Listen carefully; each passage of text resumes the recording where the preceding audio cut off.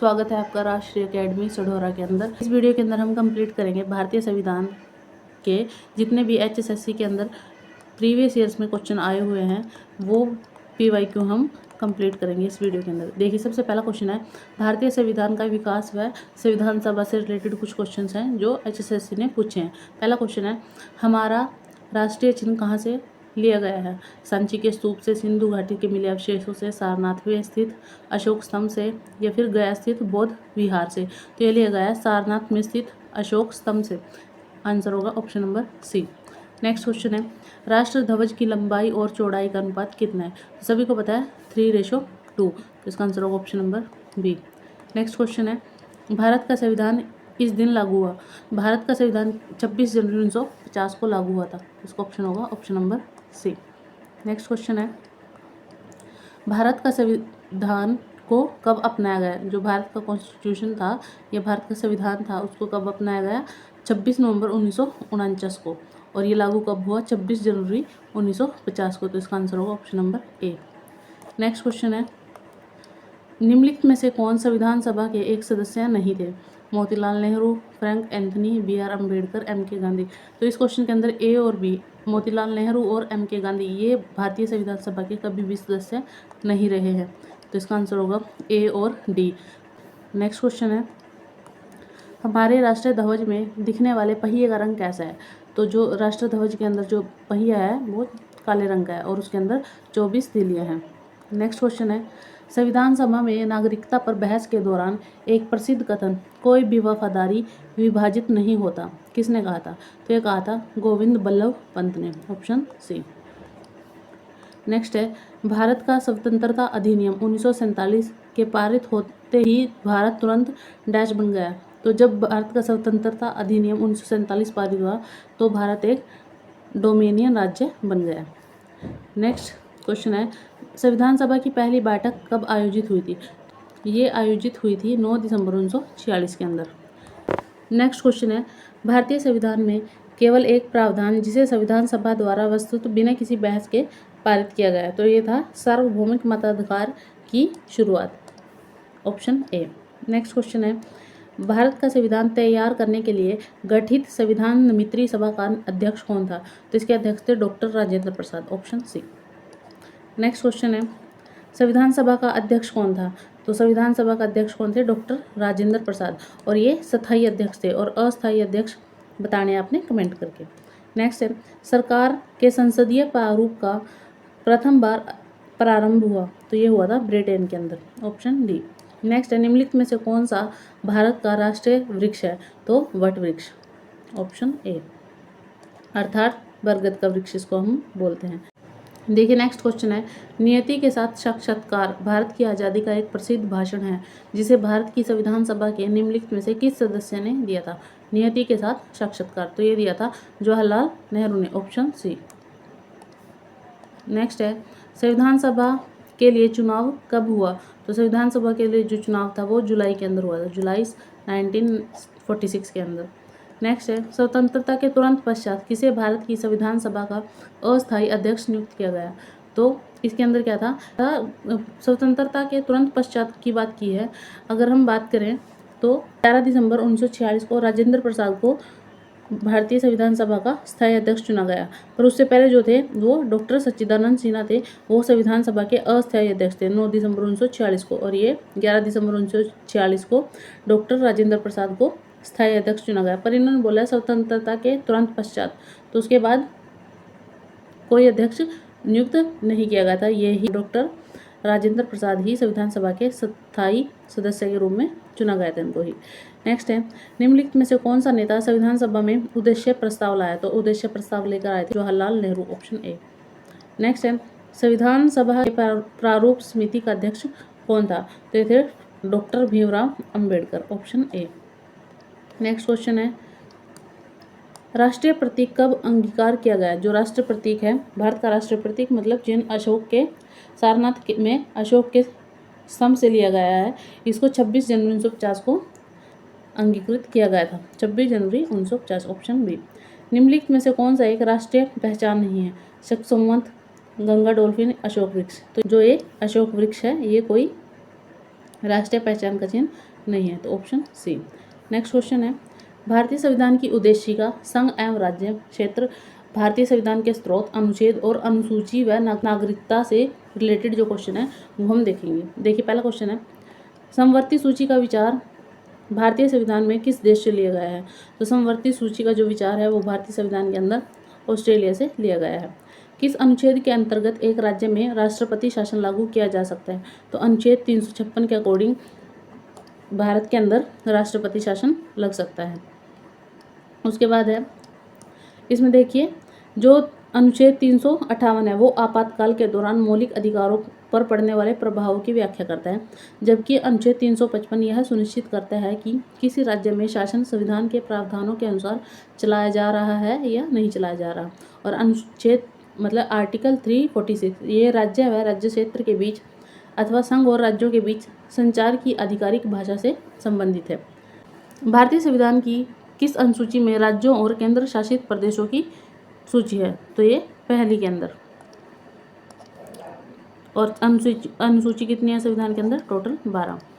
निम्नलिखित में से कौन सी योजना एक व्यक्ति को जो एक भारतीय नागरिक या दोहरी नागरिकता रखने की अनुमति देता है? तो इसका है overseas citizen of India, option A.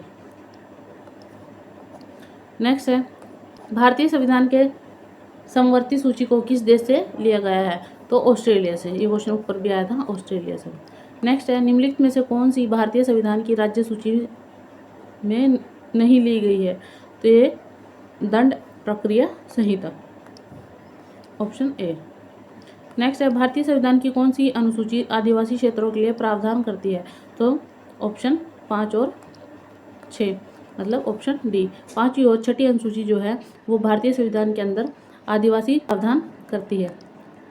Next question है, निम्नलिखित में से कौन सा अनुच्छेद प्रावधान करता है कि राज्य, धर्म, वंश, लिंग, जाति, उत्पत्ति के स्थान के आधार पर किसी नागरिक को वंचित नहीं किया जाएगा? तो ये ऑप्शन सी है, आर्टिकल 15, जो राज्य केवल धर्म, मूल, वंश, जाति, लिंग, उत्पादों के स्थान के आधार पर किसी नागरिक को वंचित नहीं करेगा। नेक्स्ट है, संप्रभु राज्य शब्द के संदर्भ में निम्नलिखित पर विचार करें। तो इसका है कोई नहीं, मतलब एक देश की किसी अन्य देश की प्रभुता के साथ वह उसके बिना संप्रभु हो सकती है। यूएनओ में सदस्यता प्राप्त करते समय संप्रभुता के साथ समझौता किया जा सकता है। दोनों सही हैं, कोई नहीं, तो ऑप्शन डी।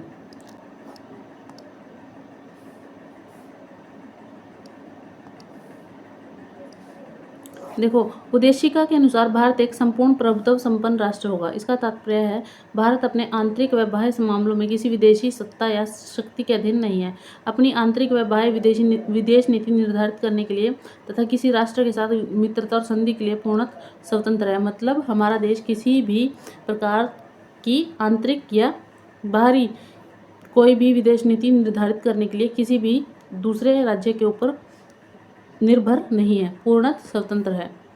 नेक्स्ट है, संविधान की 12वीं अनुसूची के अंतर्गत नगर निगमों की दिए गए कार्यकारी मदों या प्रशासनिक शक्तियों की संख्या कितनी है? तो ये 18 है टोटल, ऑप्शन सी। संविधान के इन प्रावधानों में से कौन सा भारतीय राज्य में धर्मनिरपेक्ष स्वरूप का उद्घाटन करता है? प्रस्तावना, राज्य के नीति निर्देशक तत्व या मौलिक अधिकार? तो ऑप्शन सी, सभी के सभी जो है भारतीय राज्य में धर्मनिरपेक्ष स्वरूप का उद्घाटन करते हैं। नेक्स्ट क्वेश्चन है, भारतीय संविधान में केंद्र के साथ अवशिष्ट शक्तियों का विचार किस से लिया गया है? तो ये लिया गया है कनाडा से, ऑप्शन बी। शक्तिशाली केंद्र सरकार के साथ संघीय प्रणाली कहाँ से ली गई है? सी, कनाडा से। नेक्स्ट है, संविधान में कितनी अनुसूची हैं? तो टोटल 12 अनुसूची है। भारतीय संविधान के अनुच्छेद के तहत संपत्ति का अधिकार सरल कानूनी अधिकार है। तो जो संपत्ति का अधिकार है वो पहले मौलिक अधिकारों के अंदर आता था, और भारत के संविधान के अंदर अभी वर्तमान में पहले थे 7 मौलिक अधिकार, फिर संपत्ति के अधिकार को हटा के अब टोटल 6 मौलिक अधिकार है, और इसको अब 300 के अंतर्गत रखा गया है, ऑप्शन 300 ए। नेक्स्ट है, भारतीय संविधान की 7वीं अनुसूची के अनुसार पुलिस डैश के अंतर्गत आता है?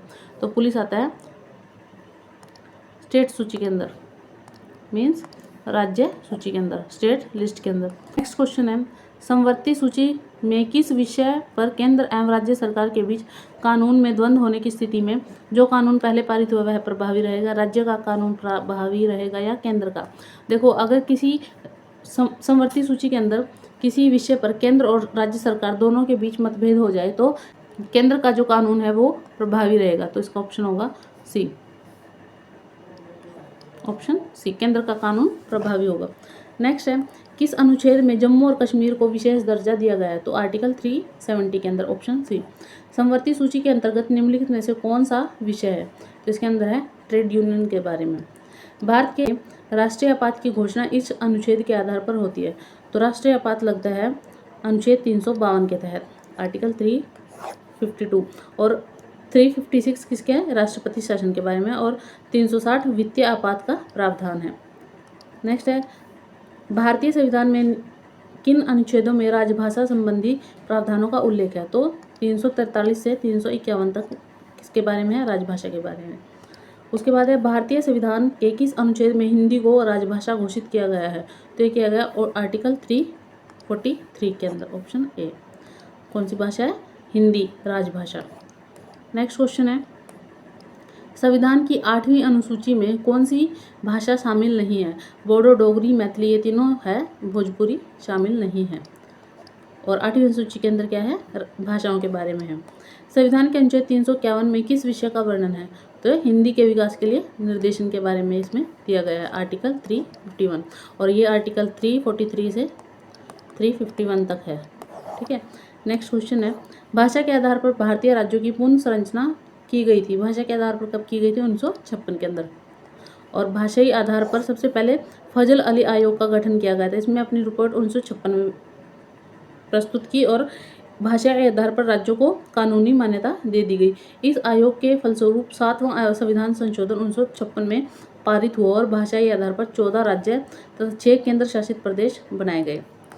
नेक्स्ट है, भारत के संविधान का अनुच्छेद 395A जो संविधान का अंतिम अनुच्छेद भी है, निम्नलिखित में से किसके प्रावधान के बारे में बताता है? तो ये बताता है नागरिकता के बारे में, नए राज्यों का गठन, या 1947 का निरसन, या फिर आपात की उद्घोषणा। तो ये बता भारतीय स्वतंत्रता अधिनियम 1947 का निरसन, ऑप्शन सी। नेक्स्ट क्वेश्चन है, वर्ष 1960 में गुजरात और महाराष्ट्र नामक 2 नए राज्यों का सृजन करने के लिए निम्नलिखित में से किस राज्य को 2 भागों में बांटा गया? तो बॉम्बे को गुजरात और महाराष्ट्र के अंदर बांटा गया था, ऑप्शन डी। नेक्स्ट है, संविधान के कौन सी अनुसूची भारत में राज्यों को सौंपे गए नए स्थानीय सब सरकारों के लिए प्रबंध करती है? तो ये अनुसूची 7, ऑप्शन सी। नेक्स्ट क्वेश्चन है, साइबर कानून का विषय किसके अंतर्गत आता है? रेसिड्यूरी पावर के अंदर आता है। किसके अंदर? अवशिष्ट शक्तियों के अंदर, ऑप्शन ए। नेक्स्ट क्वेश्चन है, नागालैंड राज्य का निर्माण कब हुआ? 1963 के अंदर, तो ऑप्शन ए। ऐसे ही हम नेक्स्ट ये वीडियो का सेकंड पार्ट लेके आएंगे। तब तक के लिए धन्यवाद।